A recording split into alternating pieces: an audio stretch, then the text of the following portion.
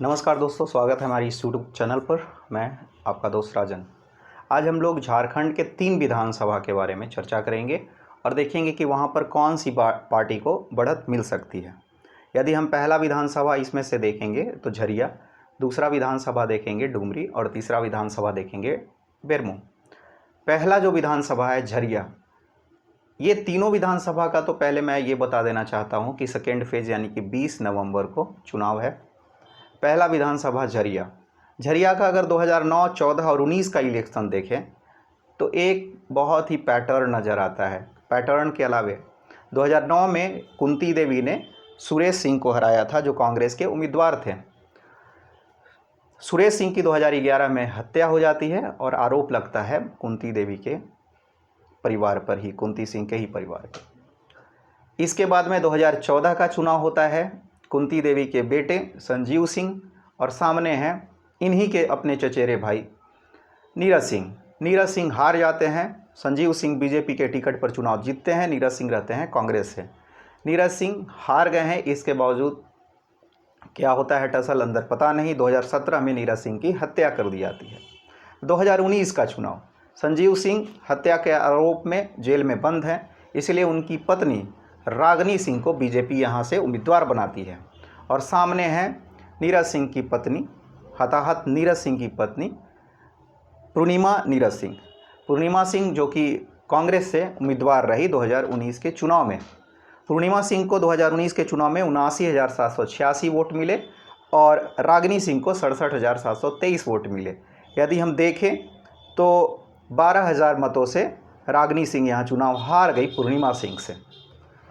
ये जो है, जो खून खराबा हुआ, रक्तपात हुआ और ये जो यहाँ का पॉलिटिक्स, ये देखकर क्या समझ आता है? लगता है कोई जैसे पॉलिटिकल ड्रामा चल रहा है, लगता है जैसे कोई पॉलिटिकल फिल्म चल रहा है।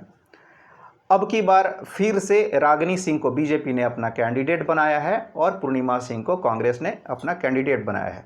तो पूर्णिमा सिंह के खिलाफ में एंटी इनकम्बेंसी और वही एंटी इनकम्बेंसी झामुमो और कांग्रेस के सरकार के खिलाफ में भी, जो कि महागठबंधन की सरकार है। यदि ये दोनों को जोड़ ले तो 12-14 हज़ार वोट से तो गैप हो ही जाएगा। क्योंकि अगर यहाँ पर रागनी सिंह रहती, जीती हुई पहले 2019 में, तो हो सकता था कि एंटी इनकम्बेंसी टकराता यहाँ का और वहाँ का, और हो सकता है रागनी सिंह निकल जाती। लेकिन पूर्णिमा सिंह जो 2019 में इलेक्शन जीती कांग्रेस के टिकट से, उन्हीं की सरकार, तो एक एंटी इनकम्बेंसी का माहौल है जो झारखंड में रोजगार न देने को लेकर और कई तमाम तरह के जो आरोप लगते रहे हैं झारखंड की सरकार पर, भ्रष्टाचार से लेके ईडी रेड से क्या कुछ नहीं, ये सारे को अगर मिलाते हैं और चूँकि इनका वोटर एक ही है, वोट कैडर एक ही है, तो उस हिसाब से ये जो सीट है ये आसानी से बीजेपी जो है निकाल सकती है। इस हिसाब से रागनी सिंह यहाँ से आगे रह सकती है। अब सेकेंड विधानसभा जो कि है डुमरी में चलते हैं। डुमरी भी एक हॉट सीट बन गई है, चूँकि यहाँ पर रविंद्र पांडे और पूर्व विधायक,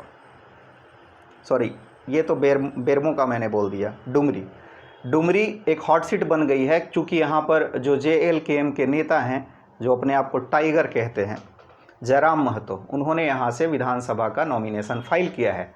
और ये हॉट सीट इसीलिए भी है कि जगन्नाथ महतो की पत्नी बेबी देवी और एक और महिला कैंडिडेट यशोदा देवी, जो कि आजसू से उम्मीदवार हैं। आजसू और भाजपा का चूँकि NDA का अलायंस है, इसलिए आजसू को ये सीट मिली है लड़ने के लिए। तो JMM से बेबी देवी और आजसू से यशोदा देवी भी इस सीट पर चुनावी मैदान में है।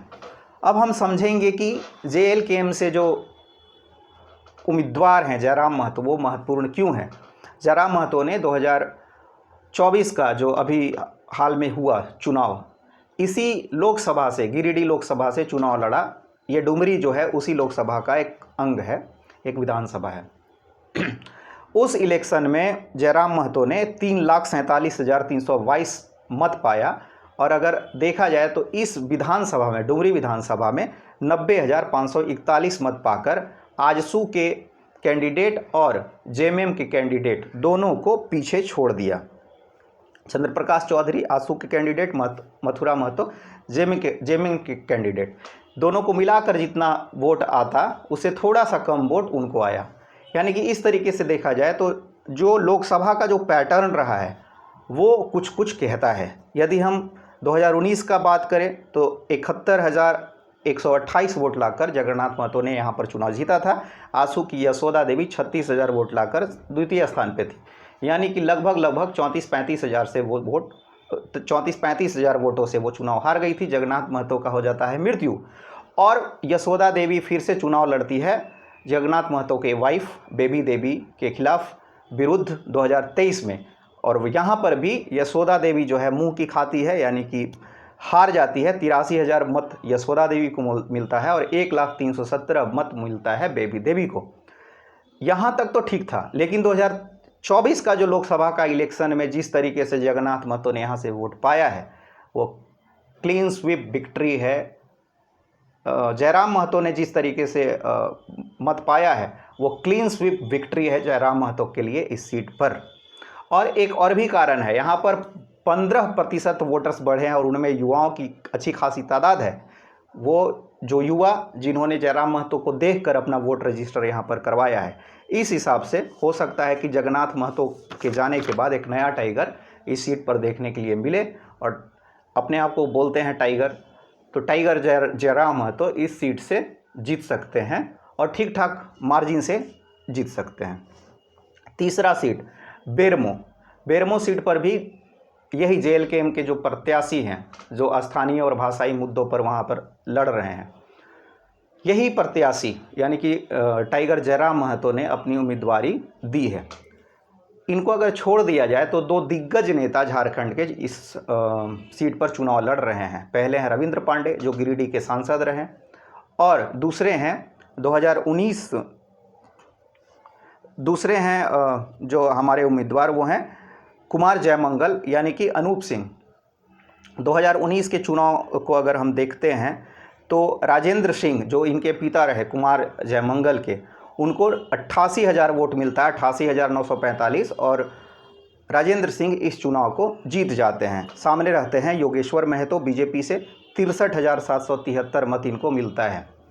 यहाँ तक ठीक था, महतो कैंडिडेट और सामने जयमंगल सिंह, जिन पे ये भी आरोप लगता है कि ये बाहरी हैं। हालांकि इनका परिवार तो रह ही गया, इनके पिताजी भी वहीं रहने वाले हैं, गया बिहार के, तो ऐसा आरोप लगता है। और स्थानीय मुद्दों को लेकर जो लड़ रहे हैं टाइगर जयराम महतो, उन्होंने हुंकार भरा है इस सीट पर भी। और उनके जो साथी हैं जो भाषाई आंदोलन में उनके साथ थे, तो एक साथी हैं वो भी इस सीट पर जो है इस सीट पर चुनाव इनके साथ में मिलकर, मतलब इनके अगेंस्ट में वो भी हैं निर्दलीय प्रत्याशी के रूप में। उनका नाम है तीर्थनाथ आकाश। तीर्थनाथ आकाश जो हैं वो स्थानीय मुद्दे पे इनसे कट गए। उन्होंने बोला कि खतियानी का मुद्दा मुझे नहीं चाहिए, मैं भाषा का मुद्दा लेकर लड़ रहा हूँ। और तीर्थनाथ आकाश जो कि अपने आप को कहते हैं कि मैं इसी विधानसभा का हूँ, और ये जो हैं जयराम महतो ये बाहरी हैं उस विधानसभा के लिए, तो ये है उनके दोस्त हैं, वो निर्दलीय चुनाव लड़ रहे हैं। यदि हम लोकसभा 2024 में बात करें तो इसी विधानसभा में 55,000 वोट पा चुके हैं जयराम महतो।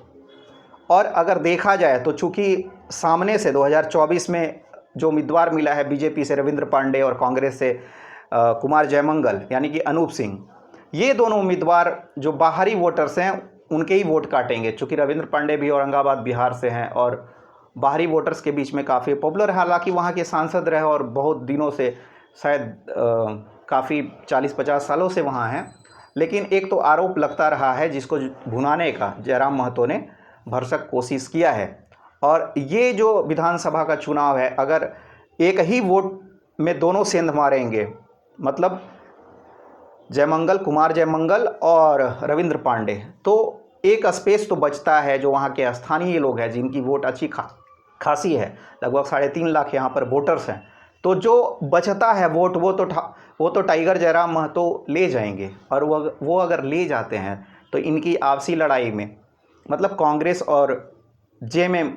और बीजेपी के आपसी लड़ाई में फ़ायदा होगा JLKM को, और हो सकता है कि ये सीट वहाँ से ये पार्टी निकाल ले, यानी कि टाइगर जयराम महतो यहाँ से चुनाव जीत सकते हैं इनके आपसी लड़ाई के कारण। तो ये था हमारा आज का विश्लेषण 3 विधानसभा का। बहुत बहुत धन्यवाद।